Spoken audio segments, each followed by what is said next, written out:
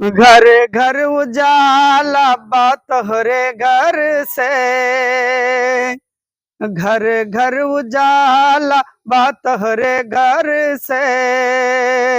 अंगनामा का तोहरे नूर बरसे,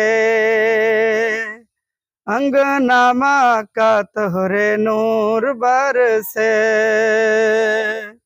क्या का कयामत की गर्मी पड़त बा, क्या का कयामत की गर्मी पड़त बा,